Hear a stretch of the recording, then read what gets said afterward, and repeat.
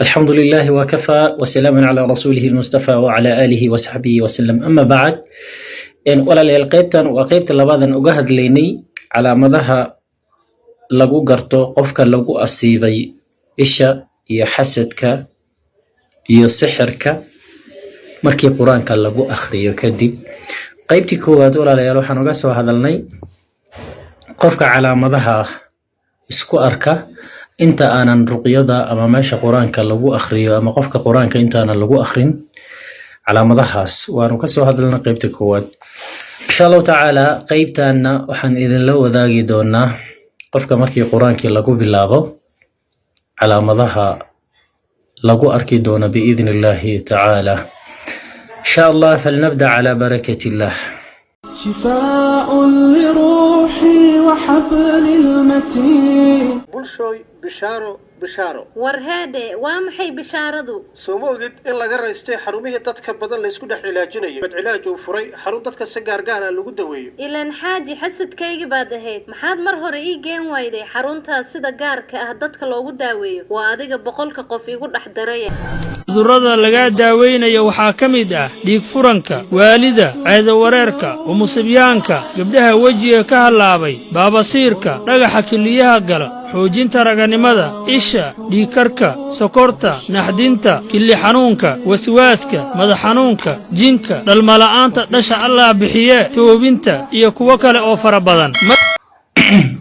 calaamadaha ka waxaa ka mid ah walaalayaal quraanka qofka markii lagu akhriyo oo meesha ruqyada lagu yimaado waxaa ka mid ah kow as-sar'a qofka in la labdo ama uu qofkii suuxo waxaa kaloo ka mid ah ضيق الصدر قفك اللاب عريريون dareemo markii qiraa'ada quraanka lagu bilaabo waxa kale oo kamid walaalayaal taxarruk al-ahdaaf al-aynayn ahdaab al-aynayn taxarrukan sariican indhaha baalashooda qofka aad u dhaqdhaqaaqa ayaa kamid ah waxa kamid ah calaamadahaas as-suraakh ash-shadiid qofka aad u qayliya ayaa kamid ah waxa kale oo kamid walaalayaal taxarruk حركة ومقص وصوت قرقعة في البطن أو انتفاق فيه قفك علوشي سور رقاق سميسة أما قيلة قرع بدن علوشي سلقا مقلب أما قفك علوش فورته بمعنى سحر كاسو كلو حنقون كلا سحر المشروب أو المأكول علوش أفضي قفك وحكى له كم إذا ولا ليال تغير الصوت وإصدار أصوات قريبة قفك أعدك أولها وبدش أعبدك لا غريبة ألا قرنين وكل واقام وكهض له وحكى له كم ولا انتفاخ أحد الودجين قفك أو حال مريض يدي سميت كم إذا اسكبره وحكى له كم إذا غلبة النعاس أو النوم قفك أو للموضة أما هرد كتم بضته وحكى له كم إذا على مداه لقوية قانا الضحك أو البكاء دون ما سبب واضح ما قفك اسكؤوية وقالهن على مداه سحرك قفك اسكؤوية أما إسكا قصلة وحسببه كين يسلا قرني حكى لو كم دولة لي علامتها الدوار والغثيان والتقيو ورير بضن إيه اللبو إيه متك يا كم إذا واستفراغ مواد غير طبيعية في أشكالها وألوانها يقفك أصومتكو مواد أن طبيعي أهين قارهان سعركم مركو طبعا مدبضا على شكر راقو أو كلي حكى له كم ولا صداع شديد قفك ومضح حنون جوجتا عن وح حنونه مضح ومرول بيسك حنونه قارهان لبضع دفور مرك قال مسكح ذلك أي كم ذا وحكى له كم ولا على العلامة لو قفت قفك مرك قرآن كان لقوا باللابو ويسكو أركيو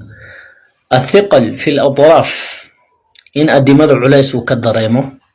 أو الخدر أما قفك واحد روجو سنة وكلا النقضه أو الوغز قفك أيدين اسكو تاكتو كله حكى له كم إذا حرارة شديدة زائدة بها أو برودة شديدة أما قفك كلال زائدة اسكو أرك أما قبو زائدة اسكو أرك حكى له كم إذا ولا ليال على ملهاس الشعور بأن شيئا ما ينسل من أطرافه وحن إنو ضريمه أدي مديسي إن وحلق السيبية إنو ضريمه حكى له كم إذا ولا ليال آلام متنوعة ومنتقلة في نواحي الجسم حنون جرك قيبه سك سجد به حكى له كذا ولا تحرك بعض الأظراف واهتزازها inay dhaqdhaqaaqaan qayb ka mid ah addimadiisa ama ay gariiraan waa calaamadaha lagu yaqaano. waxaa kaloo ka mid ah walaalayaal zayqun waadixun fi nadari qofka oo indhaha cawirma oo cawir muuqda oo la arkaya. waxaa kaloo ka mid ah suduur kalaamun bilaa wacyi qofka oo hadal isagoo aanan miir lahayn hadal ka soo yaaca. waxaa kaloo ka mid ah walaalayaal kasratu tasabub alcaraqi wa biqaasatan fi mandiqati dahri qofka oo iska dhidid badan ka imaada gaar ahaan dhabarka inuu ka dhidido. waxaa kaloo ka mid ah walaalayaal calaamadahaas tasaaqudu dumuuci wasaylaani alanfi bilaa sababi min zukaami wanaxwi qofka oo ilin maanta dhan iska ilmeeya ama sankiisa waxaa waaye iska shubma isagoona wax hargaba calaamad hargaba ama hargab aanan qabin. waxaa kaloo ka mid walaalayaal attathaa'ub almustamir qofka maanta dhan hamaansada aw itanahud ama inuu maanta dhan iska taaho waa calaamadaha lagu yaqaano qofka markii qur-aanka lagu akhriyay kadib. waxaa kaloo ka mid walaalayaal alxaka aw xubuub aw ixmiraarin fi lwajh qofka inuu isxoqo ama finan jirkiisa ka soo yaaco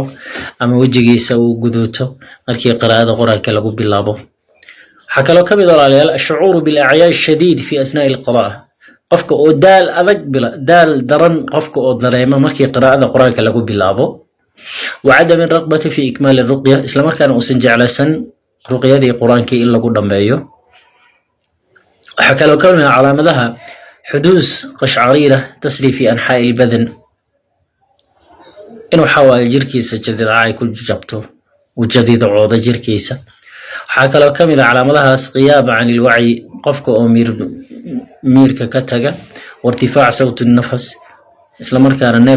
neef aad u weyn uu jiido yani sidii qof yani neefta ku dhegantahoo kale. waxaa kaloo ka mid ah qofka oo khuruuj raa'ixa kariiha lilgaaya manbathiqa min almacida can طariiqi alfami qofka oo afkiisa kasoo baxdo raa'ixa aad u ureysa oo caloosha ka imaanaysa xagga afkiisa kasoo baxaysa yani waa sixirkii caloosha ku raagay wama ila dalik. waxaa kaloo ka mid walaalayaal xuduus khafaqaan mufaaji lilqalb qofka oo qalbi qaraac wadna garaaca joogta ah maca tasaaruc mutasayida fi dalik wadna garaacaas sii zaa'idaya kulamaa qiraa'ada lagu akhriyo kusii zaa'idaya. waxaa kaloo ka mid ah calaamadahaas shuquus kathratu taqmiid alcaynayn oo shuquusihima qofka maanta o dhan indhaha inuu isku qabto ama indhaha inuu taago labadaa calaamad mid ka mida calaamadaha ayay ka mid yihiin. waxaa kaloo ka mid ah ashucuuru bimaraaratin fi lfami cinda shurb almaa almaqruuc calayhi bacda alaayaati alqur'aan qofka inuu afka qaraar ka dareemo marka uu cabo tahliil qur-aanka lagu tufay. waa calaamadahaasna waxaa weeye walaalayaal calaamadihii hore waxay ahaayeen 30 kuwaana waxaa weeye 30 yani qofka calaamadihii hore hadduu isku arkayo qaybtii koowaad biidni illaahi tacaala inuu ruqyada aado markuu ruqyada tagana markii qur-aanka lagu akhriyo calaamadaha mid ka mid hadduu isku arkana biidni illaahi tacaala qur-aanka sida mucaalajka ama qofka mucaalajka uu talo hala wadaago ilaahay idinkii qur-aanka ilaahina waa caafimaad iyo daawo. ilaahi subxaana wa tacaala waxaan ka rajaynaynaa qur-aanka ilaahay inuu nagu barakeeyo daawo nooga dhigo nolosheena adduun iyo aakhirana kuwa haysta oo ku dhintana ilaahi subxaana wa tacaala naga dhigo. khayr badan baan idinkaga tegayaa. hada wabillahi tawfiiq. صلى الله على نبينا محمد وعلى آله وصحبه وسلم تسليما كثيرا. السلام عليكم ورحمة الله وبركاته.